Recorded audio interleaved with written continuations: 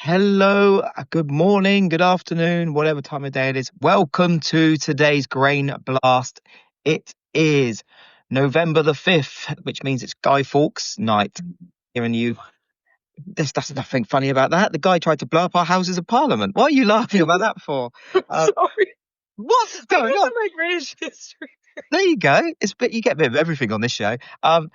This is a great point to remind people that these are recorded live. There's no editing going on, and no one knows what's going to happen. But you join me in the goddess of grain, Angie Setzer, where Angie will be providing us with a rapid roundup of the latest pricing flows and market moving news in agricultural markets. And I'm here just for the comedy effect, it seems. But before we crack on, I'll get the boring legals out of the way. It's not all showbiz here.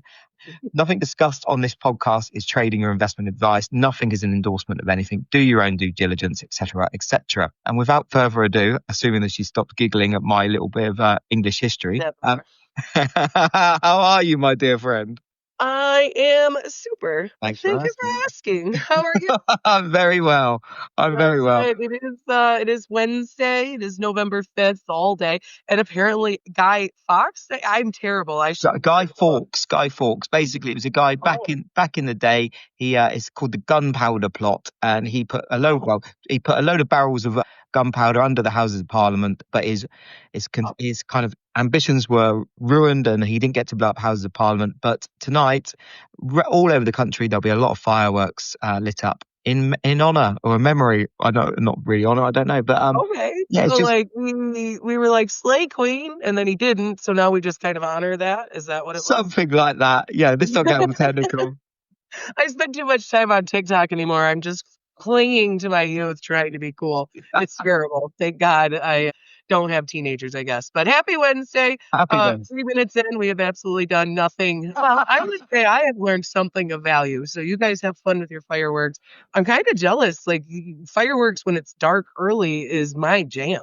Yeah, right. Like in the summer over the 4th for us, like fireworks happen at 10 Yeah, no, like we're at tucked night. up in Like, bed by then with our hot yeah, cocoa exactly. Like, and our digestive biscuits.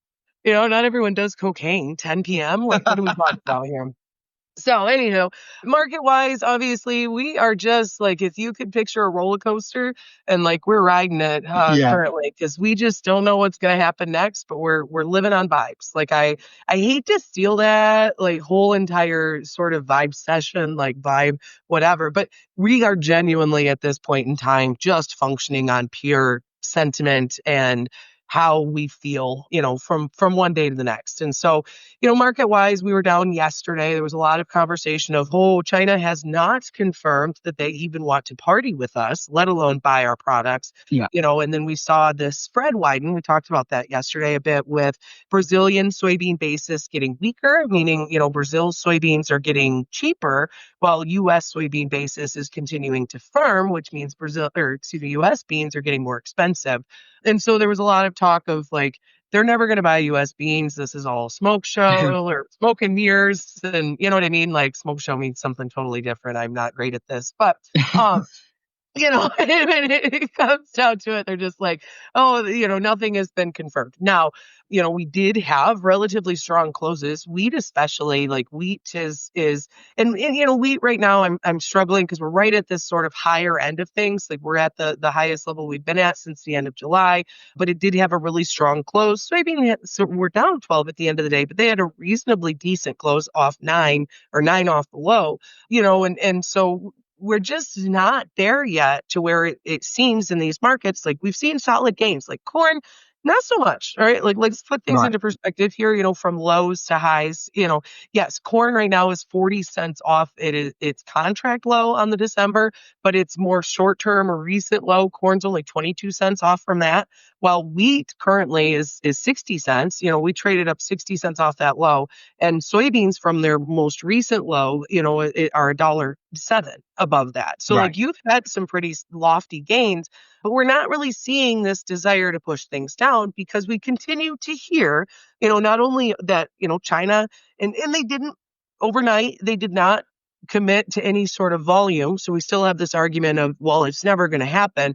But we did see them roll back tariffs Yeah. on agricultural products. And so we were down, we finished down 12 yesterday. We're up 12 at one point in time overnight. We're now currently up about 6 cents on the soybean side of things.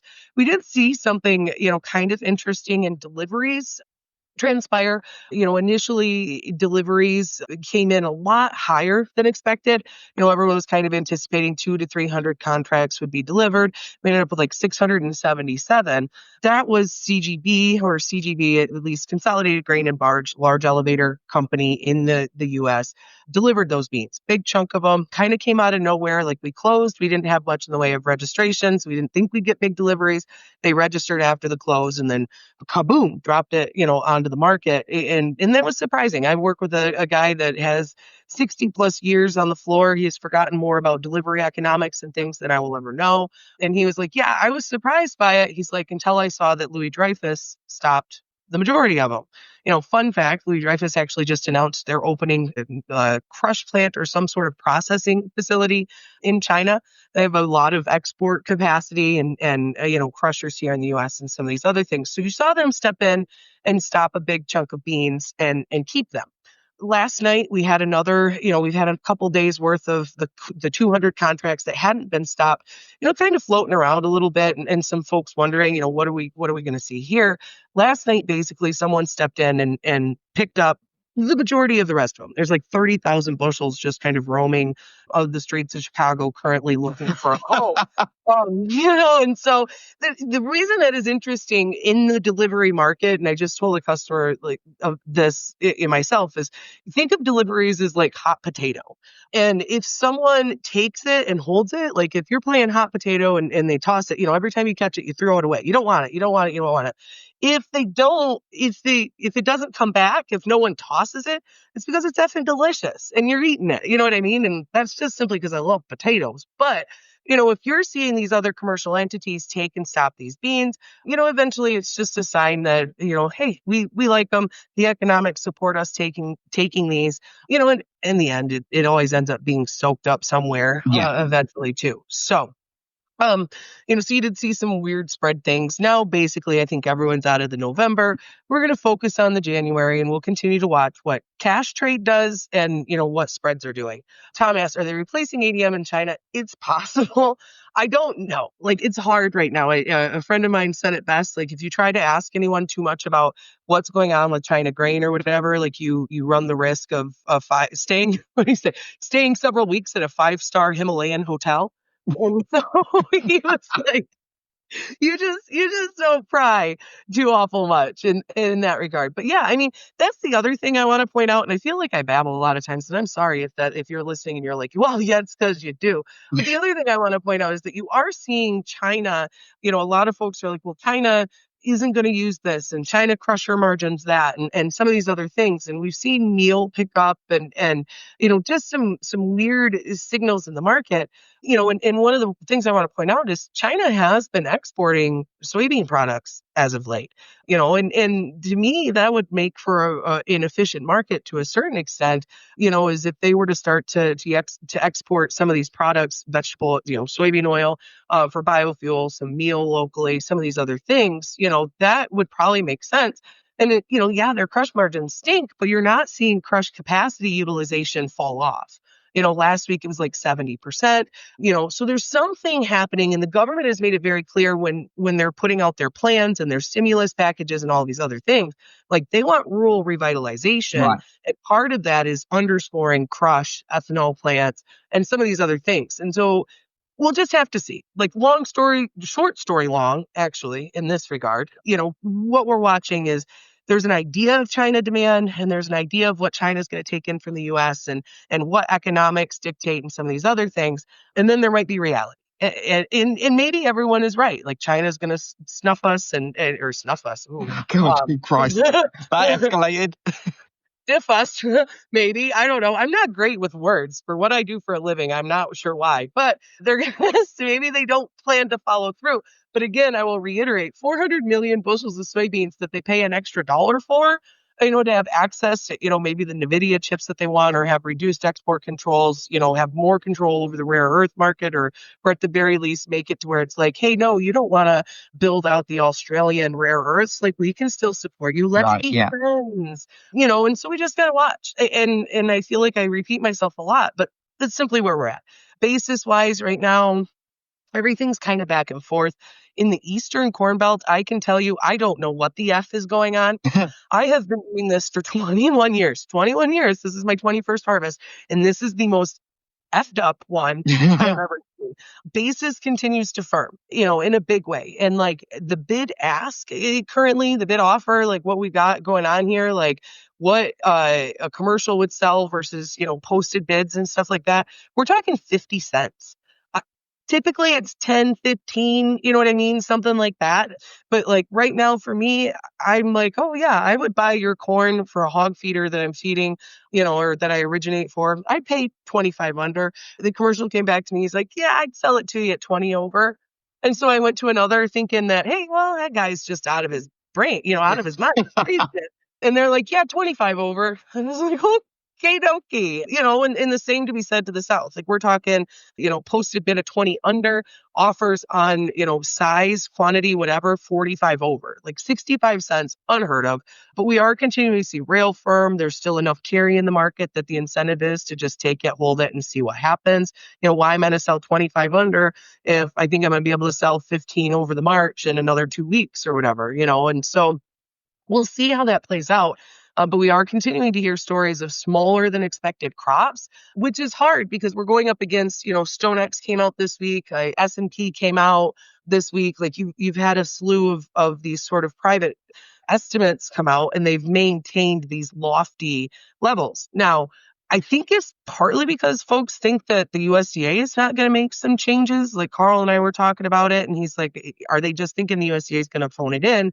And maybe they will, but I think there's a false sort of narrative going around that the shutdown stopped the collection of data. I Right. have been Oh, yes, you mentioned this yesterday. Yeah, but our friend in the know said no, the data is still being collected. It's data was just not still being being analyzed. collected. And so we'll have to see. But I can tell you, like anecdotally, I got another report today that a very major co-op in Iowa saw overall handling of both crops, drop 10% year over year. And soybeans, okay, that makes sense. Soybeans should be down. Acres were lower, yield was probably off, farmer held more. I'm using air quotes, you can't see it. Yeah. But that should have meant more corn should have moved because corn acres were up. Corn yield should have been great. Farmer storage should have been lesser, these types of things. And so to see elevators, see commercial entities end harvest with half filled piles, half filled bins, whatever, that is not a sign of a 185 crop on. Yeah. I think Informa raised their, or S&P raised their yield, their acreage too, and so it redefines or reinforces the fact that we have a massive divide in this industry between those who are creating the narrative and those who are on the ground. Yeah. Like cash market and some of these other things are not indicating that at all. And I know for a fact one of the groups mentioned here, has done a very good job over the last year or so of completely getting rid of anyone with any sort of knowledge, expertise, and experience and replacing them with young and cheaper people. And I think that has an impact. And I'm just saying that because I'm kind of a wench. So there you go. On that note, No, up a definitely not. couple. Beans are up 6. We'll see if wheat can break out. We got a couple important, we need to see wheat break out above 550. If it does, I think he targets 585. That's not a trade wreck. It's just something I'm watching. And when Yeah. I say trade wreck, it sounds like train wreck. And Yeah, you're not wrong. Actually, it does sound like that. that's yeah. So yeah, just let that be a warning. Okay. But yeah, corn is got to get above that 530 or 435, 535 is wishful, but 435 on the December contract, 550 on this December wheat contract, and then we'll see if beans can try to trade to new highs. But I feel like in beans for a while, we've probably established the new range. It's probably been bumped up about 60 cents. My thought is it's going to be in that sort of, 1065 to 1135 sort of area for now until we get confirmation on what the hell is happening with China and everyone else. And so, yeah, we'll go from there and see what happens. Giddy up. Giddy up, indeed. Well, Angie, thank you so much, as always, for the update on grain markets. I'm going to go off and buy some illegal fireworks for Guy Fawkes night. I'm looking forward to what the AI auto summary makes of today's show. We've got fireworks, we've had cocaine mentioned. It's all kicking off. And a little bit of talks about markets. So we'll see what happens. But listeners, thank you so much for tuning in. We really do appreciate you. Whatever you're doing today, keep it tight, stay safe, and we'll see you all tomorrow, assuming I've got all my fingers left. Keep the See you fingers later. open the toes. We'll talk to you later, guys. Have a good one. Bye bye.